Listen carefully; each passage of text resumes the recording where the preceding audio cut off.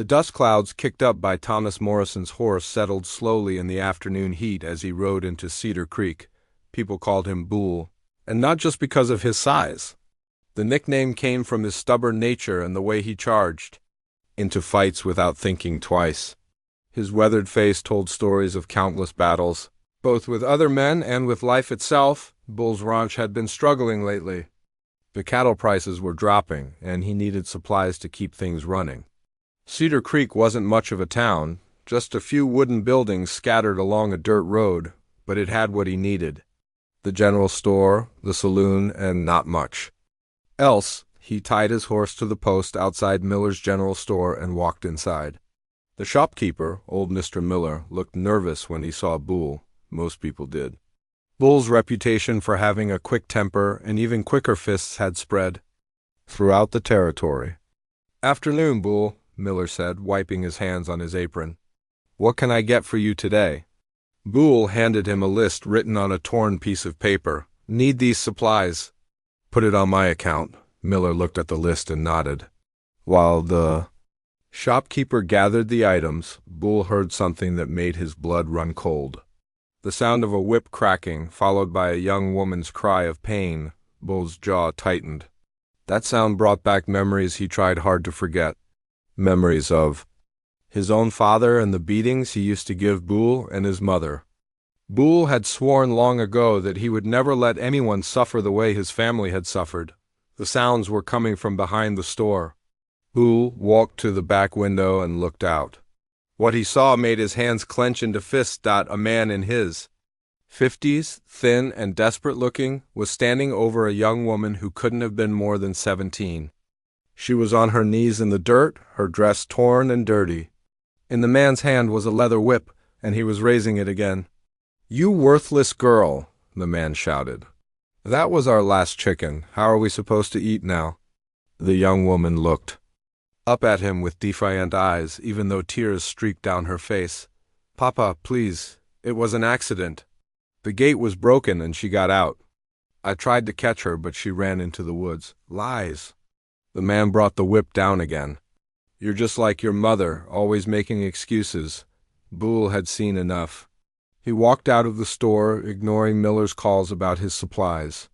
His boots made heavy sounds on the wooden boardwalk as he made his way around to the back of the building. "That's enough," Bull's voice boomed across the small yard. The man with the whip spun around, startled. His face was gaunt and desperate, the face of someone who had been pushed too far by life's hardships. "This is none of your business, stranger. This is between me and my daughter." Bull stepped closer, his massive frame casting a shadow over both the man and the young woman. "I'm making it my business." "Drop the whip." "Henrik Larsson don't take orders from nobody," the man said, but his voice shook slightly.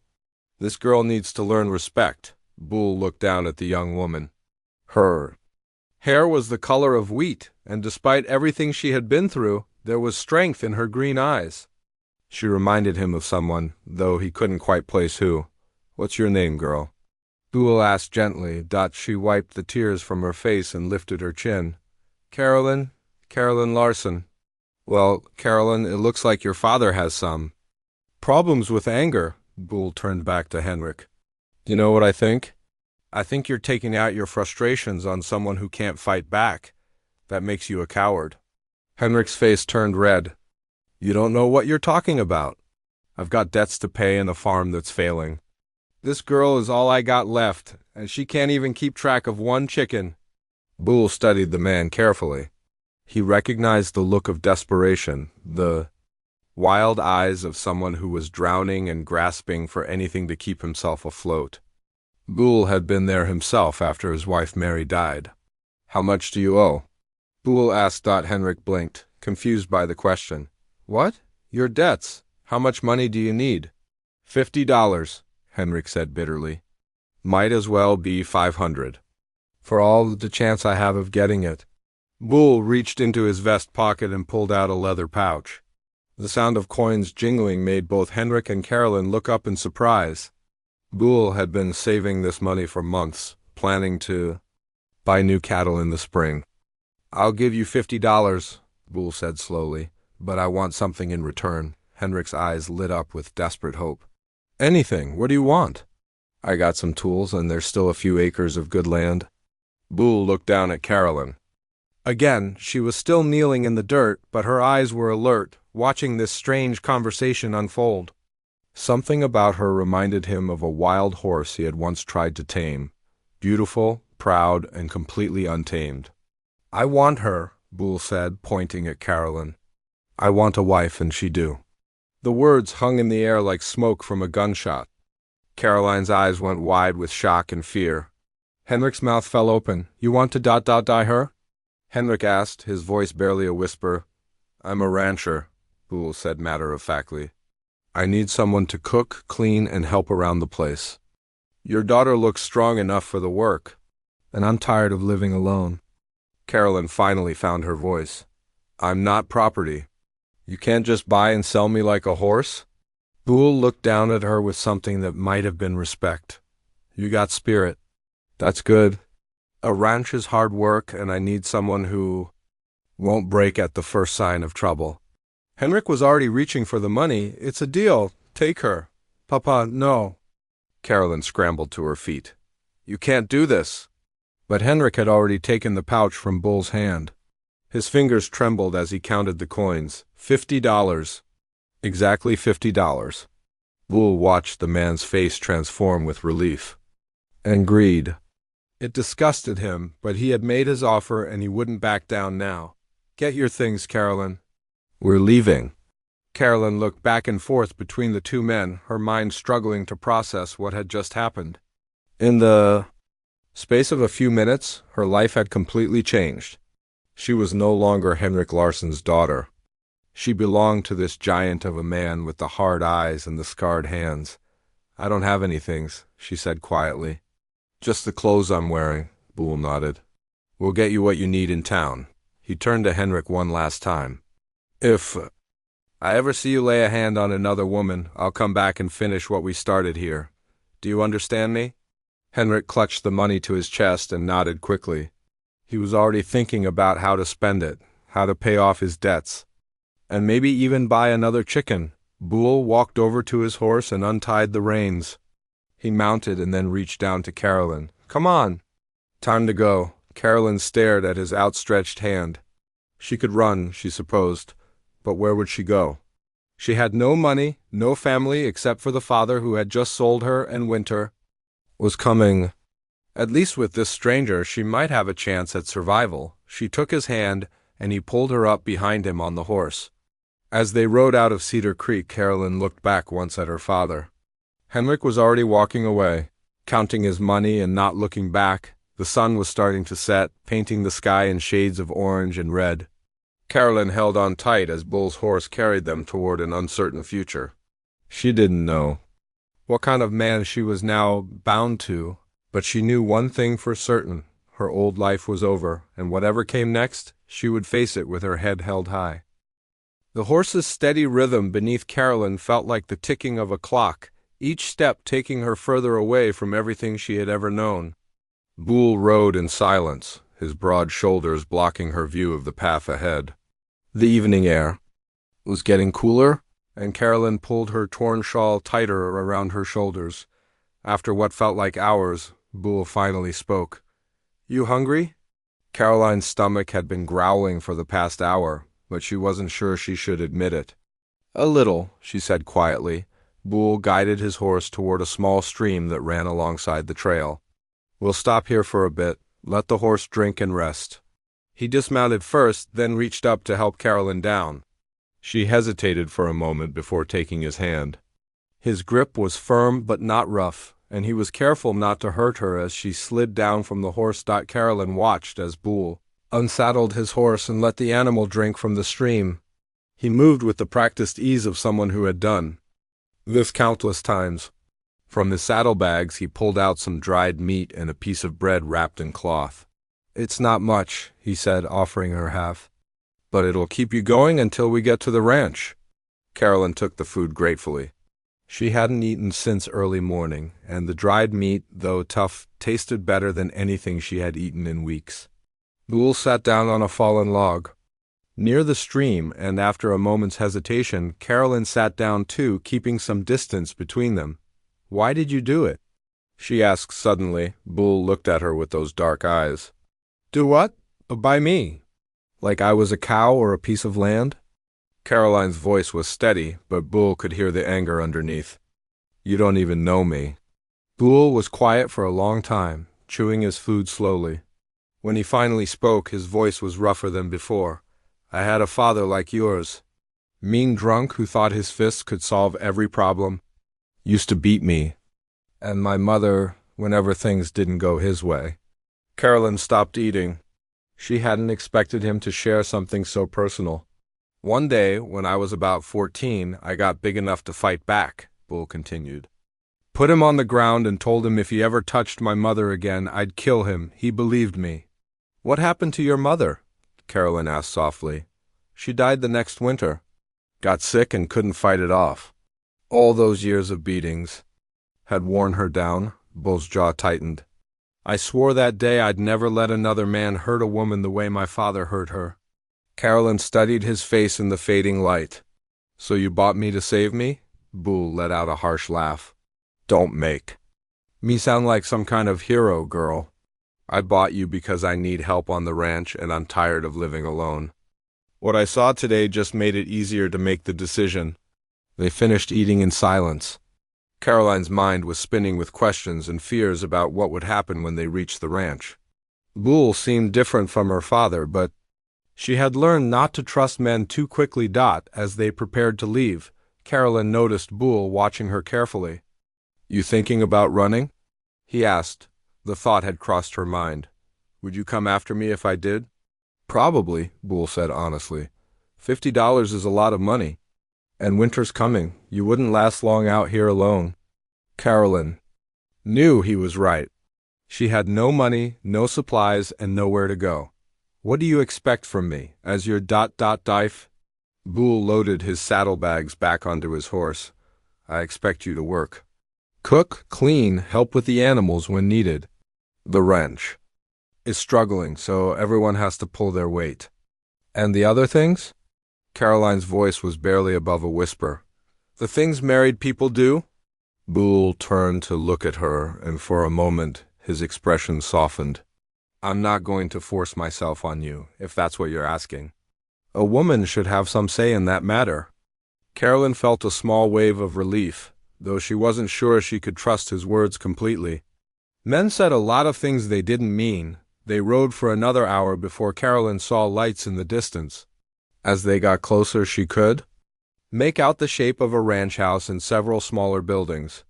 It was bigger than she had expected, though even in the darkness she could see that some of the fences needed repair. Bull guided his horse to the front of the house and dismounted. The front door opened, and an older man stepped out onto the porch. He was tall and thin, with gray hair and weathered hands that suggested years of hard work. "Bull?" the man called out. "That you?" "It's me, Pete," Bull replied, helping Carolyn. "Down from the horse. Come meet my wife." Pete's eyes widened as he saw Carolyn step into the light from the porch. "Your wife?" "Bull, what in tarnation?" "Carolyn, this is Pete. He's my foreman and the closest thing I have to family. Pete, this is Carolyn. We just got married." Carolyn could see the confusion and concern in Pete's eyes.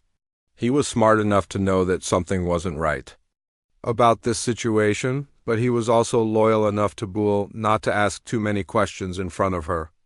"Pleased to meet you, ma'am," Pete said, tipping his hat. "Welcome to the Morrison Ranch." "Thank you," Carolyn replied, unsure of what else to say. Bull led his horse toward the barn. "Pete, can you show Carolyn inside? I need to take care of Thunder here." Pete nodded and gestured toward the front door. "Right this way, ma'am." Carolyn followed Pete into the house, her heart pounding. The interior was simple but clean. A stone fireplace dominated one wall of the main room, and several chairs were arranged around it. Through an open doorway, she could see a kitchen, with a large wooden table. "Bull's a good man," Pete said quietly, as if reading her thoughts. "He's got a temper, and he's been through some hard times, but he's fair. He won't hurt you."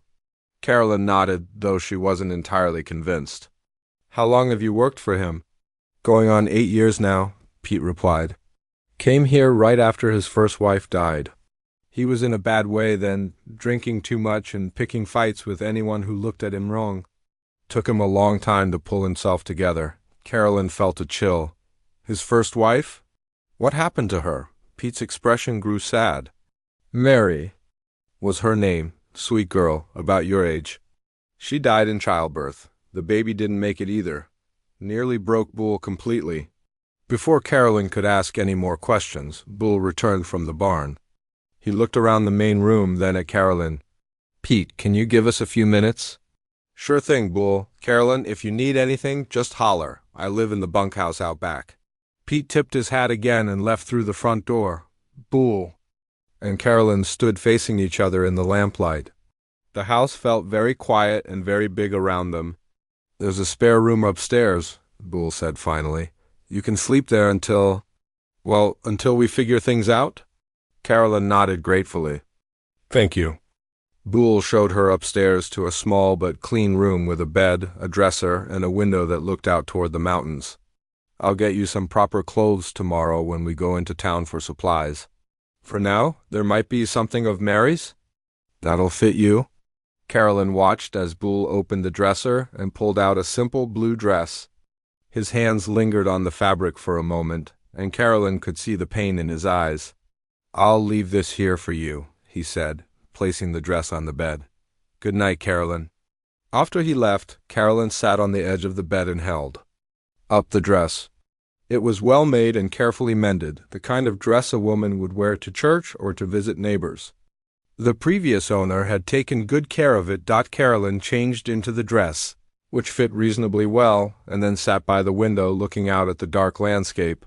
Somewhere out there was her father, probably drinking away his $50, and not giving her a second thought. Here she was, in a dead woman's dress in a stranger's house, with no idea what tomorrow would bring. But for the first time in years, she wasn't afraid of being beaten. That had to count for something. Carolyn woke to the sound of roosters crowing and men's voices outside her window. Sunlight streamed through the thin curtains, and for a moment she forgot where she was. Then reality came rushing back. She was at Bull Morrison's ranch wearing a dead woman's dress, and somehow she was supposed to be his wife. She walked to the window and looked out at the ranch in daylight. What she saw made her heart sink a little. The place had clearly seen better days. Fence posts leaned at odd angles. Some of the barn boards were missing, and weeds grew thick around the water trough. It looked like a place that had been neglected for too long. Carolyn made her way downstairs and found the kitchen. Someone had left coffee brewing on the stove and a plate of biscuits on the table. Her stomach growled loudly, reminding her that yesterday's dried meat hadn't been much of a meal. "Morning," came Bull's voice from the doorway. Carolyn jumped, nearly dropping the coffee cup she had just picked up. "Good morning," she replied, trying to keep her voice steady. Bull looked different in the morning light. Less intimidating somehow, though still large and imposing. His dark hair was messy, and there were lines around his eyes that spoke of too many sleepless nights. "Pete made the biscuits," Bull said, pouring himself coffee. "He's a better cook than I am. Hope you're hungry." Carolyn nodded and sat down at the table. The biscuits were actually quite good, better than anything she had eaten in months. "How many men work here?" she asked. "Just Pete and 2 others, Jake and Tommy, used to have twice that many, but—" Bull trailed off, staring into his coffee cup. "But what?" Bull was quiet for a long moment. "Times have been hard since Mary died. I wasn't much good for anything for a while. Let things slide. Lost some cattle to disease, couldn't pay all the men. Some of them moved on to other ranches." Carolyn could hear the shame in his voice. She looked around the kitchen and noticed that while it was clean, many things needed repair. The pump handle at the sink was loose, one of the cabinet doors hung crooked, and several pots had dents that suggested they had been dropped or thrown. "What happened to the money?" Carolyn asked carefully. "From selling cattle?" Bull's jaw tightened. "Spent it on whiskey mostly, and gambling. Wasn't thinking straight for a long time after Mary died." Carolyn felt a chill of fear. Her father had also turned to drinking and gambling when times got tough. "Do you still drink?" "Not like I used to," Boole said. "Pete helped me see sense before I lost everything." "But the damage was already done? That $50 I gave your father?" "That was the last of my savings." Carolyn set down her coffee cup. Harder than she intended. "You mean you spent all your money to buy me?" "Seemed like a good idea at the time," Boole said, but he didn't look at her when he said it, before Carolyn could respond. The kitchen door opened and Pete walked in, followed by two younger men. Both were in their 20s, Carolyn guessed, with the lean look of men who worked hard for their living. "Morning, ma'am," Pete said with a tip of his hat. "Hope you slept well." "Yes, thank you," Carolyn replied. Pete gestured to the two younger men. "This here is Jake and Tommy. Boys, meet Carolyn, Bull's wife." Jake was the taller of the two, with sandy hair and kind eyes. Tommy was shorter and stockier, with calloused hands and a shy smile. Both men looked confused and curious about Caroline's sudden appearance, but they were polite enough not to ask questions. "Pleased to meet you, ma'am," Jake said. Tommy just nodded and mumbled something that might have been a greeting. "We got work to do," Boole said, standing up abruptly. "Jake, I want you to check the fence line on the south pasture." "Tommy, help." "Pete with the horses. I'll be working on the barn roof." The men filed out, leaving Carolyn alone in the kitchen. She could hear them talking quietly outside, though she couldn't make out the words. She didn't need to. She could imagine what they were saying about Bull's mysterious new wife. Carolyn spent the morning exploring the house. It was larger than any place she had ever lived, with 4 bedrooms upstairs and a parlor she hadn't seen the night before. But everywhere she looked, she saw signs of neglect and grief. In what must have been Boole and Mary's bedroom, clothes were scattered on the floor and the bed was unmade. Dust covered most of the surfaces, and the curtains were drawn tight, making the room feel like a tomb. The parlor was in better shape, but Carolyn could see water stains on the ceiling where the roof had leaked. A rocking chair sat by the window, and on the small table beside it was a piece of embroidery, half-finished and covered in dust. Carolyn picked up the embroidery carefully. It was a sampler with flowers and the words, "Home Sweet Home," stitched in careful letters. Mary had been working on it when she died, Carolyn realized. For 3 years it had sat here, waiting for hands that would never finish it. "She was good with a needle," came Bull's voice from behind her. Carolyn turned around, still holding the embroidery. "I'm sorry, I didn't mean to intrude." Boole walked into the room and looked around as if seeing it for the first time in years. "Haven't been in here much since she died. Pete keeps telling me I should clean it out, but ... he shrugged. "It's hard to let go," Carolyn said softly. She understood that feeling. When her mother had died 5 years ago, Carolyn had kept her apron hanging on a peg by the kitchen door for months, just because it still smelled like her. Boole nodded. "Mary was everything good in this place. When she died, it felt like all." The light went out of the house. Carolyn looked around the room again, seeing it through different eyes. This wasn't just a neglected parlor. It was a shrine to a dead woman, a place where grief had been allowed to grow wild and unchecked. "She wouldn't want it to stay like this," Carolyn said quietly. Bull's eyes flashed with something that might have been anger. "How would you know what she'd want? You never met her." Carolyn felt her own temper rise. "No, I didn't. But I know what it's like to lose someone you love. And I know that keeping everything exactly the same doesn't bring them back. It just keeps you trapped in the past." Boole stared at her for a long moment, his face unreadable. Then he turned and walked out of the room without another word. Carolyn spent the rest of the day working around the house. She swept floors, washed dishes, and tried to make sense of the scattered belongings. The more she cleaned, the more she understood about the man who had bought her. Boole Morrison had been wealthy once. The quality of the furniture and the size of the house told her that, but grief and guilt had eaten away at him like a disease, and he had let everything he had worked for fall apart. In the kitchen pantry, she found shelves that should have been full of preserved food for winter, but most of them were bare. In the root cellar, there were only a few sacks of potatoes and some apples that were starting to go soft when the men came in for lunch. Carolyn had managed to put together a simple meal from what she could find. The men ate hungrily, and she noticed that they all cleaned their plates completely. "This is good," Jake said. "Real good. We haven't had a proper meal in a long time." Pete shot him a warning look, but Carolyn had already figured out that the men had been living mostly on biscuits and whatever they could hunt or catch. After lunch, Carolyn pulled Pete aside. "How bad is it really?" she asked. Pete looked uncomfortable. "What do you mean, ma'am? The ranch, the money situation. How close are you to losing everything?" Pete sighed and looked toward the barn where Bull was hammering on the roof. "Pretty close, I'd say. We've got maybe 30 head of cattle left, and half of those are too old or sick to sell. The bank's been patient, but they won't wait forever. How long? If we can't make a payment by Christmas, they'll take the place. Bull knows it, but he's been pretending everything's fine." Carolyn felt a weight settle in her stomach. Bull hadn't just bought her with his last $50. He had bought her with money he needed to save his ranch. That evening, Carolyn cooked dinner for everyone.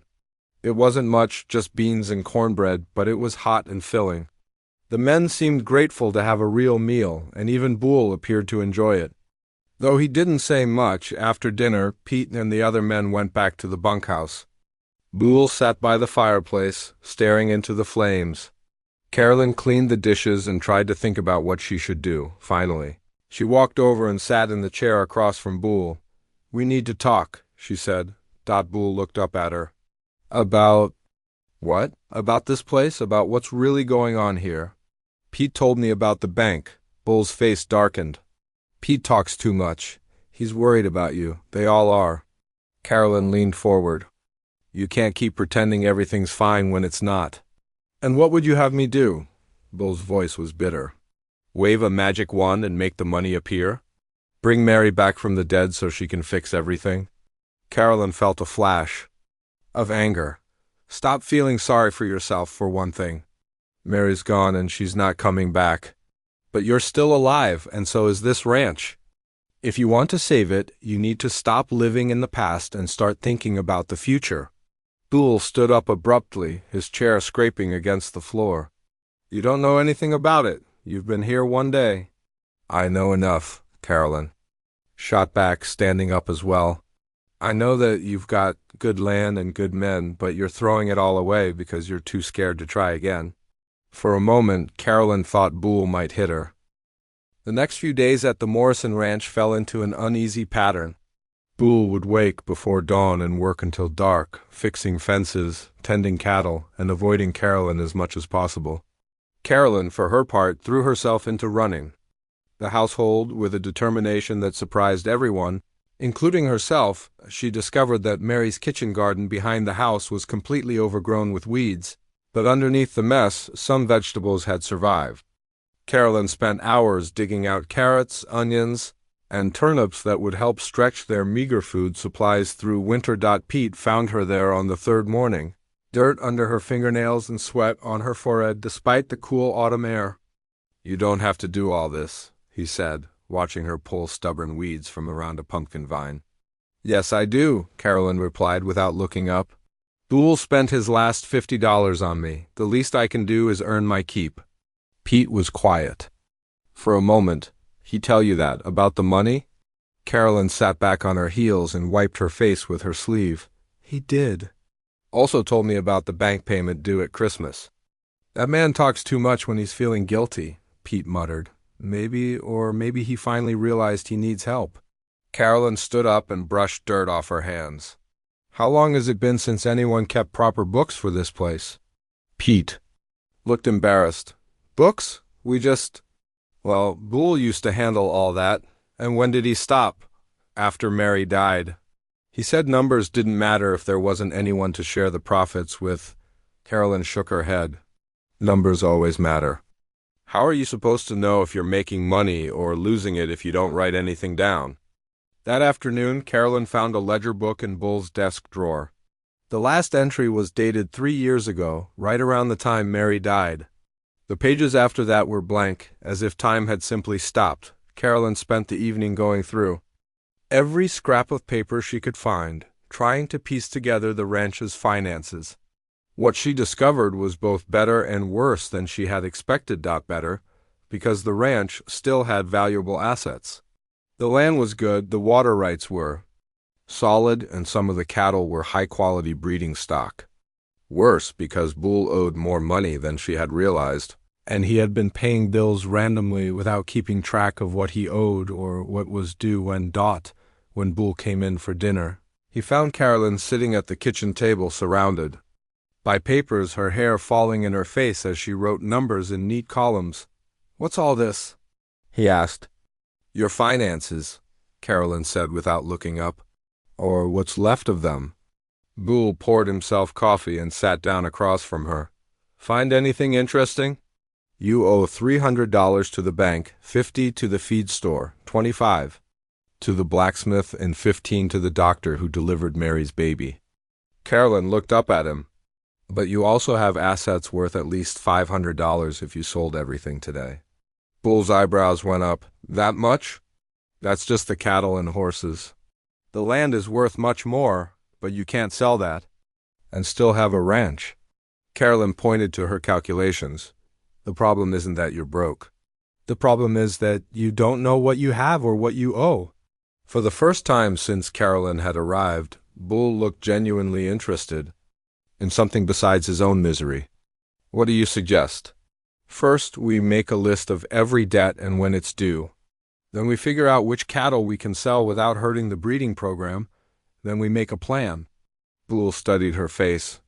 "You know about cattle breeding?" Carolyn felt heat rise in her cheeks.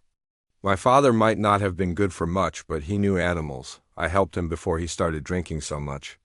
Over the next few days, Carolyn and Boole worked together more than they had since her arrival. She showed him her neat ledger entries, and he explained which cattle were worth keeping and which could be sold. Slowly, a plan began to take shape, but Carolyn was also learning things about Boole that he didn't write in any ledger. She noticed that he never raised his voice to the animals, even when they were being difficult. She saw him slip extra feed to an old horse that wasn't good for much work anymore. And she watched him sit by Mary's grave every evening just as the sun was setting. One morning, Carolyn found a cow in distress in the pasture near the house. The animal was lying on her side, breathing heavily, clearly in pain. Carolyn ran to find Boole, who was mending fence with Jake and Tommy. "There's something wrong with Bessie," she called out as she reached them. Boole dropped his tools immediately and ran toward the pasture. Carolyn followed, along with Jake and Tommy. When they reached the cow, Boole knelt down and examined her carefully.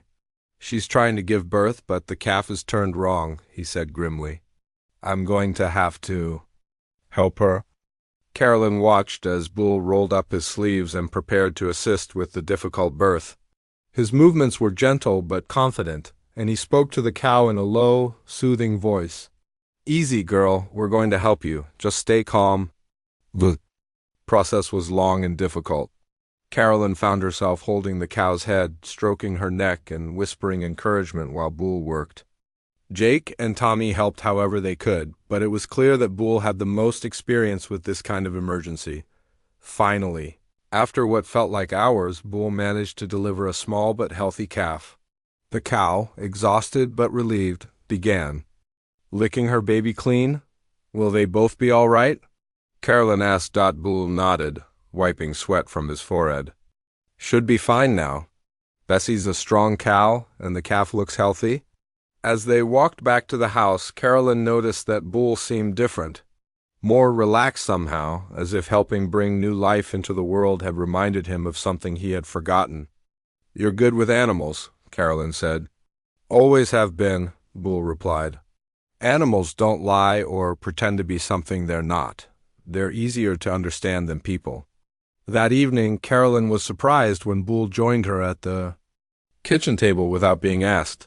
She was working on the ledger again, but she could feel him watching her write. "Can I ask you something?" he said. Carolyn looked up. "Of course. Why are you working so hard to save this place? You could ask me to take you to town, give you some money to start over somewhere else." "Why stay?" Carolyn considered the question. Carefully, the truth was complicated. Part of it was practical. She had nowhere else to go and no way to support herself. But there was more to it than that. I've never had a real home, she said finally. My mother died when I was 12, and after that my father just gave up on everything. This place, even with all its problems, feels more like home than anywhere I've ever lived. Boole was quiet for a moment. And you think you can fix it? Fix me? Carolyn met his eyes. I don't think anyone can fix another person. But I think people can help each other become better than they were. Mary used to say things like that. Maybe Mary was right. Boole stood up abruptly and walked to the window. I failed her, you know. When she needed me most, I wasn't strong. Enough! I couldn't save her or the baby. Carolyn felt her heart ache for him. It wasn't your fault. Sometimes bad things happen no matter how hard we try to prevent them. Is that supposed to make me feel better? No, Carolyn said honestly. It's supposed to help you understand that you can't control everything, but you can control what you do next. Boole turned around to look at her. And what do you think I should do next? Carolyn stood up and walked over to him. For the first time since she had arrived, she reached out and touched his arm. Stop punishing yourself for something that wasn't your fault. Start living again instead of just surviving. Boole looked down at her hand on his arm, then up at her face. Something shifted in his expression, a crack in the wall he had built around himself. I don't know if I remember how, he said quietly. Then maybe we can figure it out together, Carolyn replied. Outside the window, the sun was setting behind the mountains, painting the sky in shades of orange and pink. For the first time since Carolyn had arrived at the ranch, the silence between them felt comfortable instead of tense, but neither of them noticed the figure, watching from the trees at the edge of the property. Henrik Larsson had spent Boole's $50 faster than he had expected, and now he was in deeper trouble than ever. The men he owed money to were not patient like the bank, and they had made it clear that they expected payment soon. Henrik wiped his mouth with the back of his hand and took another drink from his bottle. His daughter looked happy in that warm kitchen, happier than she had ever looked living with him. But Henrik's gambling debts were growing, and desperate men did desperate things. Maybe it was time to renegotiate the deal he had made with Boole Morrison. The first snow came earlier than anyone expected. Carolyn woke to find the world outside her window covered in a thick blanket of white, and the wind howling around the house like a living thing. She had never seen a storm this fierce even. During the worst winters of her childhood, downstairs she found Boole already dressed and pulling on his heavy coat. His face was grim with worry. How bad is it? Carolyn asked. Bad enough. The cattle are scattered, and some of them are probably trapped in the canyon. If we don't get them to shelter soon, we'll lose half the herd. Carolyn looked out the kitchen window at the swirling snow. She could barely see the barn, which was only 50 yards away. Can you even find them in this? Boole nodded grimly. Have to try. Every cow we lose is money we can't afford to lose. I'm coming with you, Carolyn said. Boole shook his head immediately. Absolutely not. This isn't weather for someone who doesn't know the land. You said yourself you can't afford to lose any cattle. An extra pair of eyes might help you find them faster. Carolyn, no. If something happened to you out there, What? You'd lose your $50 investment? Caroline's voice was sharper than she intended. Boole stopped pulling on his gloves and looked at her. Is that really what you think? That you're just money? To me? Carolyn felt heat rise in her cheeks. The truth was, she wasn't sure what she was to him anymore. Over the past week she had caught him watching her sometimes with an expression she couldn't quite read. And when he had touched her hand, the night before, while they were looking at the ledger, she had felt something she didn't expect. I don't know what I am to you, she said honestly. But I know I'm not helpless. I grew up on a farm, remember? I know how to work in bad weather. Boole studied her face for a long moment. If you come with me, you do exactly what I say when I say it. No arguments, Carolyn nodded. Agreed. 20 minutes later, they were fighting their way through the storm on horseback. Boole had given Carolyn his warmest coat and wrapped a scarf around her face, but the cold still cut through. Everything like a knife. The wind was so loud she could barely hear Boole shouting directions to her. They found the first group of cattle huddled against a rock outcropping about a mile from the house. Boole and Carolyn worked together to drive them toward the barn, using their horses to block the animals' path when they tried to scatter. "There should be more," Boole yelled over the wind when they got the cattle safely penned. "At least a dozen missing." They went out again, this time heading toward the canyon Boole had mentioned. Caroline's hands were numb with cold despite her gloves, and ice was forming on her scarf where her breath had frozen. But she pushed on, following Boole's horse through the blinding snow. In the canyon, they found disaster. A tree had fallen across the narrow path, trapping 6 cattle on the wrong side of a steep slope. The animals were panicking, bawling with fear as the snow piled up around them. "We have to move that tree," Boole shouted. "Help me get the rope around it." Working together in the howling wind, they managed to get Boole's rope around the fallen tree trunk. Boole tied the other end to his saddle horn and urged his horse forward. Slowly, inch by inch, they dragged the tree clear of the path. But as they were driving the rescued cattle back toward safety, Boole's horse stepped in a hidden hole and went down hard. Boole hit the ground with a sickening thud and lay still in the snow. Carolyn jumped down from her own horse and ran to him. "Boole, Boole, can you hear me?" Boole's eyes opened, but she could see he was in pain. "My leg," he gasped. "Think it's broken." Carolyn looked around frantically. They were still 2 miles from the house, the storm was getting worse, and Boole couldn't ride. She had to think fast, or they would both freeze to death. "Can you sit up?" she asked. With her help, Boole managed to get upright, though his face went white with pain. Carolyn could see that his left leg was twisted at an odd angle. "Listen to me," she said, taking his face in her hands. "I'm going to get you on my horse. We're going to ride double back to the house. Carolyn, I'm too heavy. The horse can't carry both of us in this snow. Then we'll go slow." "But we're not." "Staying here." Caroline's voice was firm with determination. "I didn't survive my father just to let you freeze to death in a snowstorm." Getting Boole onto her horse was the hardest thing Carolyn had ever done. He was a big man, and the pain made him clumsy. But somehow, with Carolyn pushing and Boole pulling himself up with his arms, they managed it. The ride back to the house was a nightmare. Carolyn had to hold Boole steady while controlling the horse, and more than once she thought they would both fall off. Boole drifted in and out of consciousness, sometimes muttering things she couldn't understand. By the time they reached the ranch, Carolyn was exhausted and nearly frozen. Pete came running from the barn when he saw them coming. "What happened?" Pete shouted. "His horse went down." "I think his leg is broken," Carolyn called back. Pete and Jake helped get Boole into the house and onto his bed. Carolyn built up the fire and heated water while Pete examined Boole's leg. "It's broken, all right," Pete said grimly. "But it's a clean break. Should heal if we set it right and keep him off it for a few weeks." "A few weeks?" Boole tried to sit up. "I can't stay in bed for weeks. The ranch. The ranch will survive," Carolyn said firmly, pushing him back down. "Pete and the boys can handle the daily work. I'll take care of everything else." Boole grabbed her wrist. "Carolyn, you don't understand. There are things about running this place that you don't know." "Then teach me," she said simply. Over the next 3 days, while the storm raged outside, Carolyn learned more about Boole Morrison than she had in all the time since arriving at the ranch. Confined to bed and dependent on her for everything, he had no choice but to talk to her.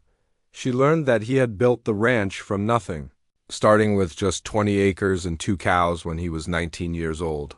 She learned that he had met Mary at a church social and courted her for 2 years before working up the courage to propose. "She was the prettiest girl in 3 counties, Boole said, staring at the ceiling. "Could have married anyone. Never understood why she chose me." "Maybe because you were a good man who loved her," Carolyn suggested, bringing him another cup of coffee. "Was I? A good man?" Boole's voice was bitter. "Good men don't let their wives die." Carolyn sat down in the chair beside his bed.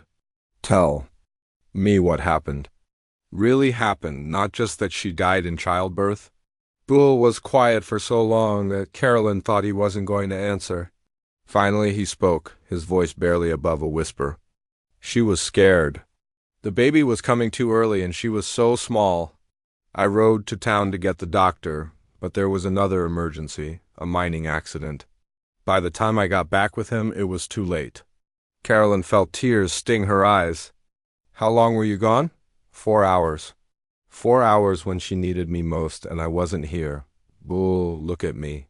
Carolyn reached out and took his hand. You did everything you could. You went for help? That's what you were supposed to do? But what if I had stayed? What if I could have helped her somehow? Then you both might have died, Carolyn said gently. And then this ranch would have been lost 3 years ago instead of now. Bull turned his head to look at her. Do you really believe that? I believe that sometimes terrible things happen, and it's nobody's fault. I believe that Mary loved you, and she wouldn't want you to spend the rest of your life punishing yourself for something you couldn't control. That night, Carolyn woke to the sound of Bull calling out in his sleep. She found him thrashing in bed, his face twisted with pain that had nothing to do with his broken leg. Mary, I'm sorry, he was saying. I'm so sorry I wasn't here. Carolyn shook him gently awake. Bull, it's all right. You were having a nightmare. Bull's eyes opened, wild and confused for a moment before they focused on Caroline's face. Carolyn? What? You were dreaming about Mary. Bull sat up slowly, his breathing still ragged. I dream about her almost every night, always the same dream. I come home and find her, but I'm too late. Carolyn sat down on the edge of the bed.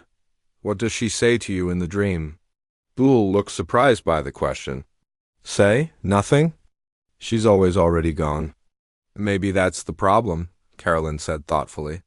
Maybe you need to hear what she would really say to you. What do you mean? Carolyn chose her words carefully. If Mary loved you the way you say she did, what? Do you think she would want for you now? Would she want you to stop living because she couldn't? Bull stared at her for a long moment. She used to say that life was too precious to waste on regrets. Sounds like a wise woman. She was. Bull's voice was soft. She was everything good in the world. Carolyn felt a pang of something that might have been jealousy, but she pushed it aside. Then maybe it's time you started honoring her memory by living the kind of life she would have wanted you to live. The storm finally broke on the 4th day, leaving the world outside sparkling with fresh snow and brilliant sunshine. Bull's leg was healing well, and Carolyn had proven herself capable of managing the household and helping Pete with the daily decisions about the ranch. But as Carolyn stood at the kitchen window, watching Jake and Tommy repair storm damage to the barn, she couldn't shake the feeling that something was wrong. Caroline's instincts proved right 3 days after the storm ended. She was hanging laundry behind the house when she heard the sound of horses approaching. Not the familiar rhythm of Pete and the boys returning from work, but something harder and more urgent. She dropped the wet shirt she was holding and ran toward the front of the house. What she saw made her blood turn cold. 5 men on horseback were riding up to the ranch house, and leading them was her father, Henrik Larsson. But Henrik looked different now. Thinner, more desperate, and his eyes had the wild look of a man who had lost everything. The other 4 men were strangers, but Carolyn could tell just by looking at them that they were dangerous. They wore dark clothes and had the hard faces of men who made their living through violence. Their horses were well-fed and expensive, which meant these weren't drifters or common thieves. Carolyn ran into the house, her heart pounding. Bull was sitting at the kitchen table, his broken leg propped up on another chair, working on the ledger she had started. Bull, she said urgently, my father's here. And he's brought men with him. Bull's head snapped up. What kind of men? The kind that collect debts, Carolyn said grimly. Bull reached for his gun belt, which was hanging on the chair beside him. Help me up. Bull, your leg ... My leg will have to wait. Bull struggled to his feet, leaning heavily on Caroline's shoulder. How many men? 5 total, including my father? Bull checked his gun and hobbled toward the window. Through the glass they could see Henrik dismounting while the other men stayed on their horses, forming a semicircle around the front of the house. Carolyn, Henrik's voice carried across the yard. Come out here, girl. I need to talk to you. Bull moved toward the door, but Carolyn grabbed his arm. Wait, let me see what he wants first. Carolyn, these men didn't ride all the way out here just to talk. I know, but maybe I can convince him to leave without trouble. Boole shook his head. Your father sold you once. What makes you think he won't do it again? The words hit Carolyn like a physical blow because she knew Boole was right. But she also knew that a fight with Boole injured would not end well for any of them. Just give me 5 minutes, she said. If I can't talk sense into him, then we'll do things your way. Boole didn't like it, but he nodded. 5 minutes. And I'll be right here watching. Carolyn opened the front door and stepped onto the porch. Henrik looked even worse up close. His clothes were dirty and torn, his hair was greasy, and she could smell the whiskey on him from 10 feet away. Hello, Papa, Carolyn said, trying to keep her voice steady. Don't papa me, Henrik snarled. You know why I'm here. Carolyn glanced at the 4 men on horseback. They were all watching her with the cold eyes of predators sizing up prey. I can guess you lost the money Boole gave you. Lost it? Henrik laughed bitterly. I invested it. But the cards didn't fall my way. So you came here for more money? I came here for you. Henrik pointed at her with a shaking finger. That deal I made with Morrison wasn't legal. A man can't sell his daughter like cattle. These gentlemen explained that to me. One of the mounted men, a heavy-set man with a black beard, spoke up. Name's Carter. Henrik here owes us $200. He can't pay, so we're taking his daughter instead. Carolyn felt sick. I'm not his property anymore. I'm married to Boole Morrison. Carter laughed, showing yellowed teeth. Married? You mean that fake ceremony where he bought you like a prize pig? That's not a marriage, girl. That's just business. Even if it was a real marriage, said another of the men. This one thin and pale with nervous eyes. Henrik still owes us money. And we always collect our debts. Carolyn backed toward the door. I'm not going anywhere with you. Yes, you are, Henrik said. Carter here has a buyer lined up. Lady named Wilson who runs a house in Denver. She pay good money for a young girl like you. Caroline's stomach turned. She knew what kind of house Henrik was talking about. I won't go. You can't make me. Oh, but we can, Carter said, dismounting from his horse. See? Henrik signed a paper giving us the right to collect his debts however we see fit. That includes taking his daughter. The front door behind Carolyn opened, and Boole stepped out onto the porch. He was leaning heavily on a walking stick, but his gun was in his hand and his face was set like stone. Gentlemen, Boole said, his voice calm but deadly. I believe you're trespassing on my property. Carter looked Boole up and down, taking note. Of the broken leg and the walking stick, you Morrison? Heard you were supposed to be tough. Don't look so tough to me right now. Boole smiled, and it wasn't a pleasant expression. Looks can be deceiving, Henrik stepped forward. Morrison, I'm taking my daughter back. That $50 you gave me wasn't enough. The deal's off. The deal's done, Boole replied. Carolyn chose to stay here of her own free will. And now she's my wife in the eyes of God and the law. What law? The thin man sneered. You got papers, a preacher, witnesses? Boole's jaw tightened. Carolyn knew he was thinking the same thing she was. Their arrangement hadn't been legal in any real sense. It had just been a desperate man making a desperate bargain with another desperate man. Papers or no papers, Boole said. She's under my protection now. Carter laughed again. Your protection? Old man, you can barely stand up. What kind of protection do you think you can give against 4 armed men? The permanent kind, Boole said quietly. The mood in the yard shifted suddenly. The bantering tone disappeared, replaced by the tense silence that comes before violence. Carolyn could feel the danger in the air like electricity before a storm. Boole, she said quietly, there are too many of them. Maybe, Boole replied, not taking his eyes off Carter, but I've been in worse spots. Carter drew his gun slowly, deliberately. Last chance, Morrison. Hand over the girl, and we'll leave you in peace. No, Boole said simply. What happened next took only seconds, but to Carolyn it felt like hours. Carter went for his gun, and Boole fired before the man could clear his holster. Carter spun around and fell face first into the dirt, the other 3 Men reached for their weapons, but Boole was already moving. Despite his broken leg, he threw himself sideways, pulling Carolyn down with him as bullets whistled through the air. Where they had been standing, Carolyn heard the sound of running feet and looked up to see Pete, Jake, and Tommy racing from the barn, all armed and ready to fight. The odds had suddenly changed. "Give it up," Pete shouted to the remaining gunmen.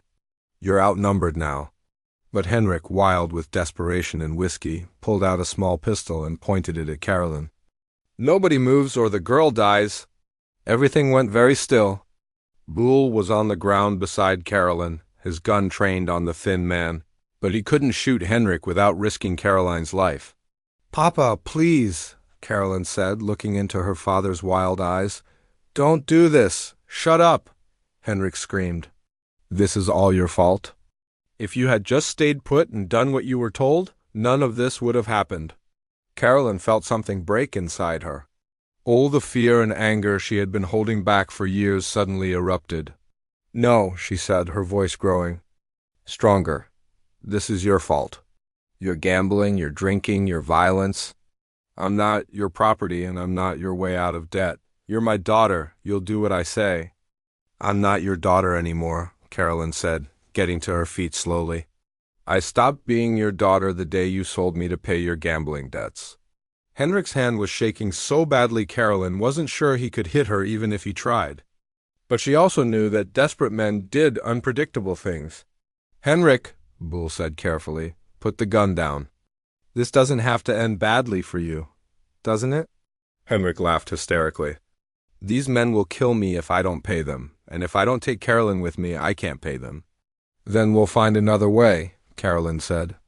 But pointing, "A gun at me isn't going to solve anything." For a moment, Henrik seemed to waver. The gun in his hand drooped slightly, and Carolyn thought maybe she had gotten through to him, but then the thin man made his move. Thinking everyone was distracted by Henrik, he tried to shoot Boole. Pete's rifle cracked like thunder, and the thin man toppled from his horse. The sound of the gunshot made Henrik jump, and his pistol went off. Carolyn felt the bullet pass so close to her head that it burned her ear. Without thinking, she lunged forward and grabbed Henrik's wrist. Fighting for control of the gun, Boole shot the third gunman while Carolyn and Henrik struggled. The fourth man, seeing his companions fall, turned his horse and rode away as fast as he could. Carolyn and Henrik fell to the ground, still fighting over the pistol. Henrik was stronger, but Carolyn was fighting for her life. She managed to knee him in the stomach, and he loosened his grip enough for her to tear the gun away from him. Carolyn stood over her father, the pistol in her shaking hands. Henrik looked up at her with a mixture of fear and hatred. "Go ahead," he gasped. "Shoot me. Finish what you started." Carolyn looked down at the man who had given her life and then made that life miserable. She could feel Boole and the other men watching, waiting to see what she would do. Slowly, Carolyn lowered the gun. "No," she said quietly. "I'm not going to kill you, but I'm not going to save you either. You made your choices, and now you have to live with them." She turned and walked away from Henrik, not looking back. The silence after the gunfight felt strange and heavy. Carolyn stood in the middle of the yard, still holding Henrik's pistol, watching her father sob in the dirt. Around them lay the bodies of 3 men who had come to collect a debt with violence, and would never collect anything again. Pete was the first to move.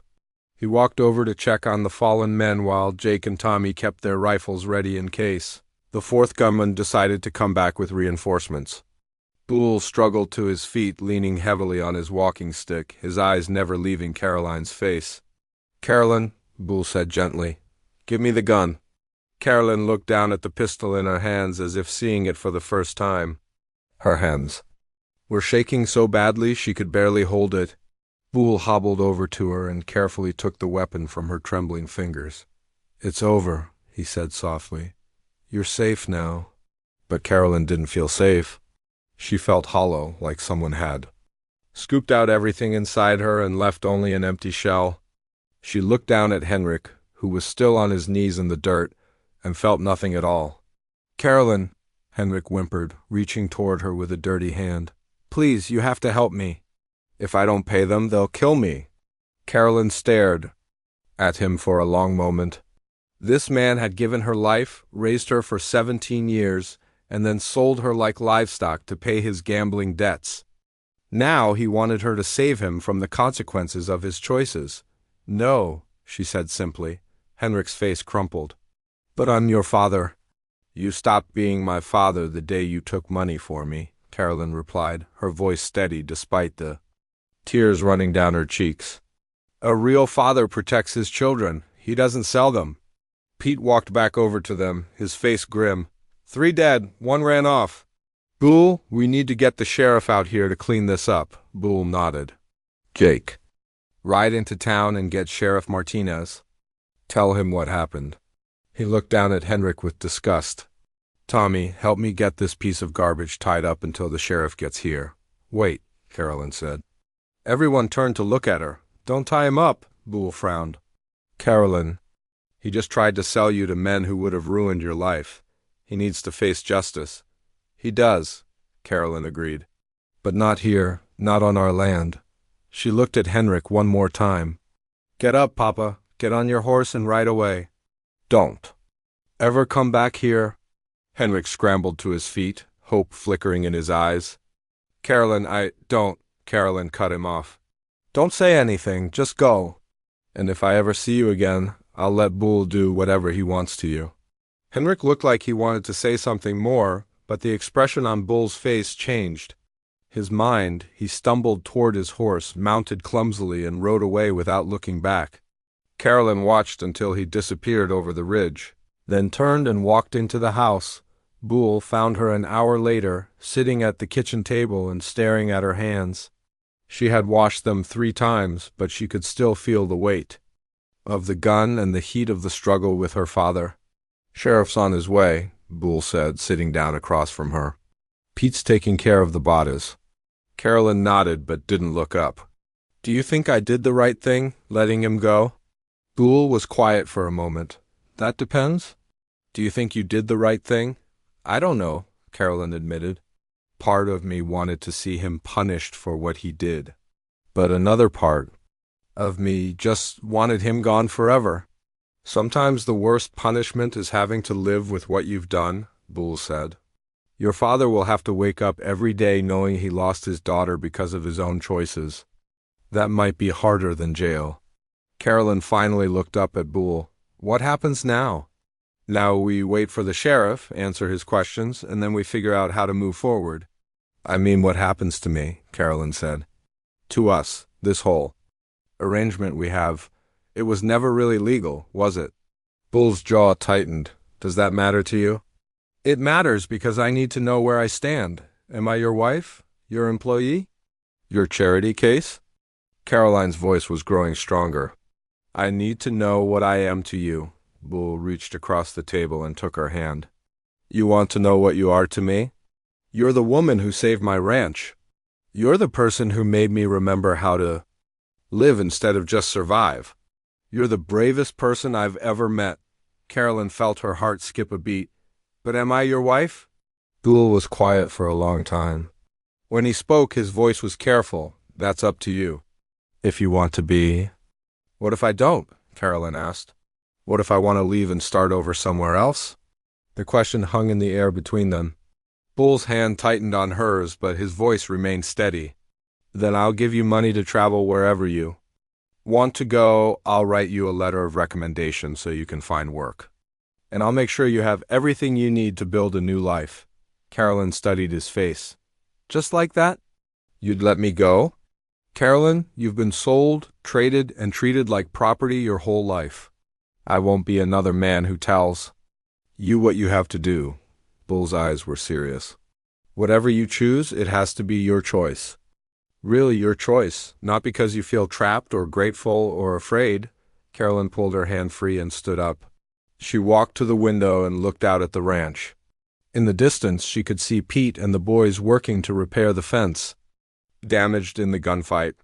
This place had become more of a home to her in a few weeks than anywhere she had ever lived. "Can I ask you something?" she said without turning around. "Anything. If I stay, would it be because you need help with the ranch? Or because you want me here?" Boole stood up slowly, using his walking stick for support. If you stay, it would be because I can't imagine this place without you anymore. Because when I think about the future, you're in it. Because somewhere along the way, you stopped being the girl I bought and became the woman I love. Carolyn turned around, her eyes wide. You love me? Bull's face was vulnerable in a way she had never seen. Before, I didn't plan it. I didn't even realize it was happening until I thought I might lose you today. But yes, I love you. Carolyn felt tears start again, but this time they weren't tears of fear or sadness. I love you too, she whispered. Bull's face broke into a smile, the first real smile Carolyn had seen from him since she arrived. Does that mean you'll stay? I'll stay, Carolyn said. But I have conditions, Bull raised an eyebrow. Conditions? Carolyn walked back to him, her chin raised with determination. If we're going to be married, really married, then we're going. To do it right, with a preacher and witnesses and legal papers. Agreed, and I want to be your partner, not just your wife. I want to help make decisions about the ranch. I want my name on the deed, Bull nodded slowly. That seems fair. Anything else? Carolyn smiled, suddenly feeling lighter than she had in years. Yes, I want to finish Mary's embroidery sampler. And I want to put it up in the parlor, right where she would have hung it. Bull's smile wavered for a moment, and Carolyn was afraid she had said the wrong thing, but then he nodded. Mary would like that. She'd want this house to be a home again. Sheriff Martinez arrived an hour later with 2 deputies. He was a practical man who had seen his share of violence, and after hearing the story from Bull, Carolyn, and the ranch hands, he was satisfied that the shooting had been in self-defense. These men had a reputation, the sheriff told them as his deputies loaded the bodies into a wagon. They've been causing trouble all over the territory. You probably saved other folks from the same treatment. After the sheriff left, Carolyn found herself alone with Bull on the front porch, watching the sun set behind the mountains. The events of the day felt like a bad dream, but the future suddenly seemed bright with possibility. When do you want to have the wedding? Bull asked Carolyn. Thought about it. Spring.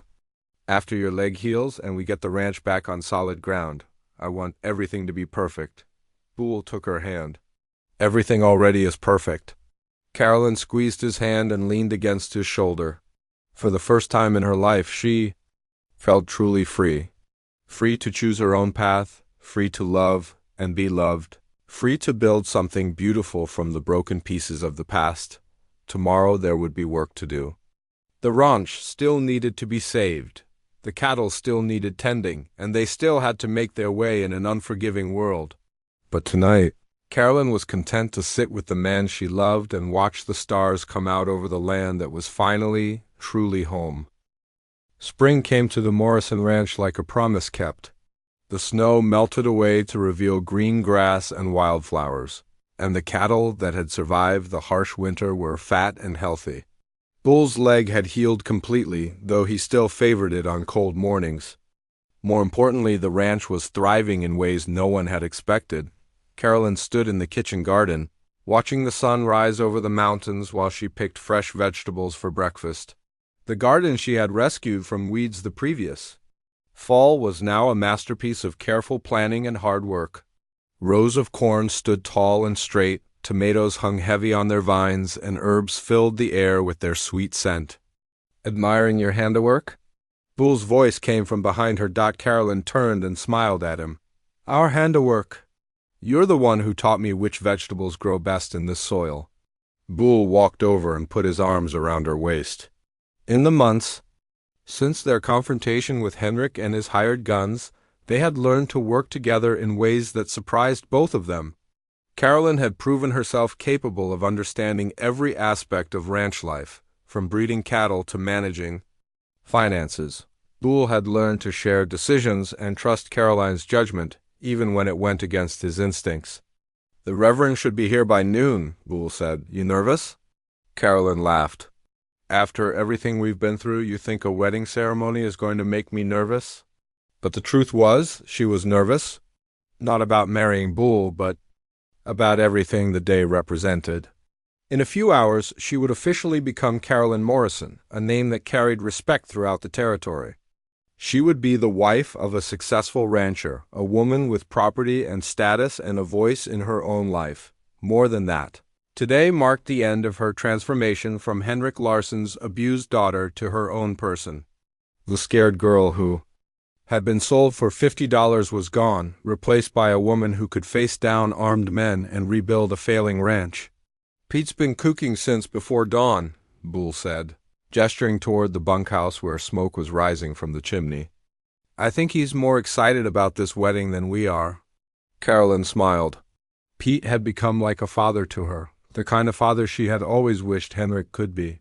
He was proud of what she and Boole had accomplished together, and he never missed a chance to brag about Caroline's business sense to anyone who would listen. "Have you heard anything more from Sheriff Martinez about Henrik?" Carolyn asked. Boole's expression grew serious. "Last I heard, he was seen in Denver, still gambling and still drinking. Some folks say he owes money to even worse people than Carter and his gang." Carolyn felt a pang of something that might have been sadness, but it was distant and small. She had grieved for the father Henrik should have been, and now she rarely thought about the man he actually was. "I hope he finds peace somehow," she said quietly. "You're a better person than I am," Boole replied. "I just hope he stays far away from here." They walked back to the house together, Boole's arm around Caroline's shoulders. Inside, Carolyn found the blue dress that Pete's sister had sewn for the wedding hanging on the bedroom door. It was simple but beautiful, with tiny pearl buttons and lace at the collar. Carolyn had insisted on paying for it herself, with money she had earned by selling eggs and vegetables to the townspeople. "I'll leave you to get ready," Boole said, kissing her forehead. "Jake and Tommy are already here, and the Reverend should arrive any minute." Carolyn spent the next hour getting dressed and arranging her hair. When she looked in the mirror, she barely recognized herself. The thin, frightened girl who had arrived at the ranch 6 months ago was gone. In her place was a confident woman with clear eyes and steady hands. A knock at the door interrupted her thoughts. "Carolyn?" "It's me, Mrs. Henderson." Carolyn opened the door to find the Reverend's wife, a kind woman in her 60s who had become a friend over the past few months. "I brought you something," Mrs. Henderson said, holding out a small bouquet of wildflowers. "They're beautiful," Carolyn said, taking the flowers. "Thank you." "My dear, you look radiant," Mrs. Henderson said, adjusting Caroline's collar. "Boole is a lucky man." "I think we're both lucky," Carolyn replied. Downstairs, Carolyn could hear voices and laughter as the guests gathered. Word of the wedding had spread throughout the community, and it seemed like half the county had come to celebrate. Carolyn was touched by how many people had accepted her as one of their own. When Carolyn walked outside, she found the front yard transformed. Pete had strung lanterns between the trees, and someone had brought chairs from town so everyone could sit. A table groaned under the weight of food that the neighbor women had brought, and children ran around playing while their parents visited, but Carolyn only had eyes for Boole, who was standing under an arch of wildflowers that Jake and Tommy had built that morning. He was wearing his best suit, his hair was neatly combed, and his face lit up when he saw her walking toward him. Reverend Henderson cleared his throat and raised his voice. "Friends, family, neighbors, we are gathered here today to witness the union of Thomas Morrison and Carolyn Larsson in holy matrimony." Carolyn felt a moment of panic. After today, she wouldn't be Carolyn Larsson anymore. That name, with all its painful memories, would be left behind forever. "Marriage is not just the joining of two people," the Reverend continued. "It is the creation of something new, something stronger than either person could be alone. Boole and Carolyn have already proven this truth. Together they have built something beautiful from the ashes of loss and hardship." Carolyn looked out at the faces of their guests. There was Pete, beaming with pride. Jake and Tommy, dressed in their best clothes and grinning like boys at a county fair. Sheriff Martinez had even come, along with several other ranchers from the area. These people had become her community, her chosen family. "Boole, do you take Carolyn to be your lawfully wedded wife? To love and cherish in sickness and health, for richer or poorer, as long as you both shall live?" "I do," Boole said, his voice strong and sure. "Carolyn, do you take Boole to be your lawfully wedded husband?" To love and cherish in sickness and health, for richer or poorer, as long as you both shall live. Carolyn looked into Bull's eyes and saw their whole future spread out before them. There would be challenges, certainly. Ranching was hard work and life on the frontier was never easy. But they would face everything together as equals and partners. "I do," she said clearly. "By the power vested in me by the territory of Montana, I now pronounce you husband and wife. Bull, you may kiss your bride." Bull's kiss was gentle and sweet, full of promise for the years ahead. The crowd erupted in cheers and applause, and Carolyn felt tears of joy running down her cheeks. The celebration lasted well into the evening. There was dancing to fiddle music, storytelling around a bonfire, and more food than Carolyn had ever seen in one place. She moved through the crowd like a queen holding court, accepting congratulations and well wishes from people who had become genuinely fond of her. As the evening wound down and the guests began to leave, Carolyn found herself standing with Bull on the front porch, watching the last of the lanterns being taken down. "No regrets?" Bull asked, taking her hand. Carolyn squeezed his fingers and smiled. "Only that it took us so long to get here." "We got here when we were supposed to," Bull said. "Everything that happened before brought us to this moment." Carolyn thought about that.